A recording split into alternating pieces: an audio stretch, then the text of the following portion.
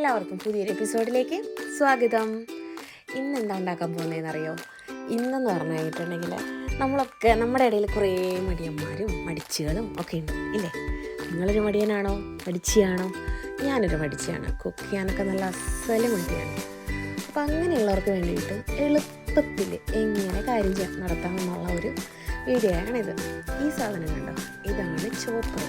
കുറേ പേർക്കൊക്കെ അറിയാം, ഒരു ഇതെല്ലാവർക്കും തന്നെ അറിയാം. എന്നാലും ഞാൻ കാണിച്ചു തരാണ്. അപ്പം ഞാൻ ബീൻസൊക്കെ വരുമ്പം ഭംഗിയൊന്നും ഉണ്ടാവില്ല കാണാനായിട്ട്, എന്നാലും പണി എളുപ്പമാക്കാനായിട്ടൊക്കെ ആണെങ്കിൽ കഴുകി വെച്ചിട്ട് ബീൻസ് ഇതുപോലെ ചുമ്മാ ഒടിച്ച് ഈ ചോപ്പറിനകത്തോട്ടിട്ട് 4 വരി വലിച്ച് കഴിഞ്ഞിട്ടുണ്ടെങ്കിൽ സംഭവം കുഞ്ഞു കുഞ്ഞു പീസായിട്ട് കിട്ടും.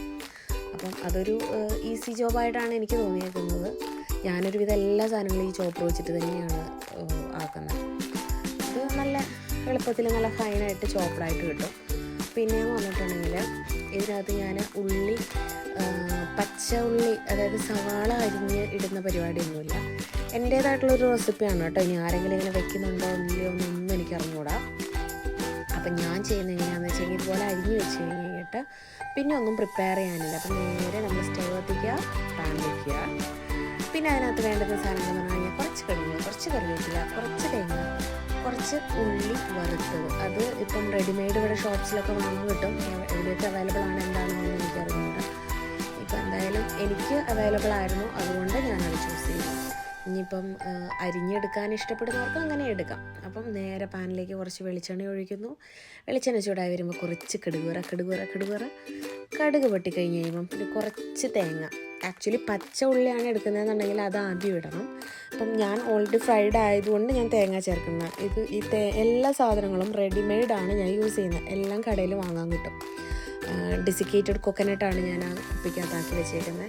അത് ഇവിടെ എല്ലായിടത്തും ഇപ്പോൾ അത് അവൈലബിൾ ആണ്, നമുക്ക് കടയിൽ വാങ്ങാനൊക്കെ കിട്ടും.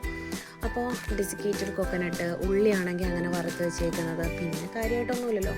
അപ്പോൾ ഈ തേങ്ങയും കടുകും കറിവേപ്പില നാട്ടിൽ നിന്ന് ഞാൻ ഉണക്കി കൊണ്ടുവന്നേക്കുന്നതാണ്. ഇവിടെ പച്ച എപ്പോഴും മേടിക്കൽ നമുക്ക് അവൈലബിൾ ആയിരിക്കില്ല. അതുകൊണ്ട് അങ്ങനെ ഇതെല്ലാം കൂടെ ഇട്ട് ഒന്ന് നന്നായിട്ട് മിക്സായി എണ്ണയിലാക്കി വന്നു കഴിയുമ്പം ഞാൻ ഇച്ചിരി മഞ്ഞൾപ്പൊടിയും കൂടെ ഇടും. അത് കാണിക്കുന്നുണ്ടെന്നാണ് എൻ്റെ വിശ്വാസം. യെസ്, കാണിക്കുന്നുണ്ട്. ഓക്കെ, കുറച്ച് മഞ്ഞൾപ്പൊടിയും കൂടെ ഇട്ട് ഇതെല്ലാം കൂടെ ഇട്ട് നല്ലപോലെ മിക്സാക്കി കുറച്ച് ഈ ചില്ലി ഫ്ലേക്സ് ഇടുന്നുണ്ട്. പച്ചമുളക് ഇടാൻ താല്പര്യമുള്ളവർക്ക് അങ്ങനെ ഇടാം. എനിക്ക് ഇങ്ങനത്തെ ഈ ചതമുളക് ഇടുന്നത് ഭയങ്കര ഇഷ്ടമാണ്. സാധാരണ തോരനൊക്കെ ഞാൻ ചതമുളകാണ് യൂസ് ചെയ്യുന്നത്. അപ്പോൾ അങ്ങനെ ഇതെല്ലാം കൂടെ ഒന്ന് വഴറ്റിയെടുത്ത് ഇതായിട്ട് വന്നു കഴിയുമ്പം മഞ്ഞൾപ്പൊടി, ഞാൻ മുന്നേ പറഞ്ഞ പോലെ മഞ്ഞൾപ്പൊടി ചേർത്ത് ഇളക്കുക, ബീൻസ് ഇടുക, മൂടി വയ്ക്കുക. 15 മിനിറ്റ് കഴിഞ്ഞ് ഒന്ന് ഇളക്കി കൊടുക്കുക, പിന്നെയും മൂടി വയ്ക്കുക. വെന്തോന്ന് നോക്കി കഴിഞ്ഞ് കഴിയുമ്പോൾ സംഭവം സെറ്റ്.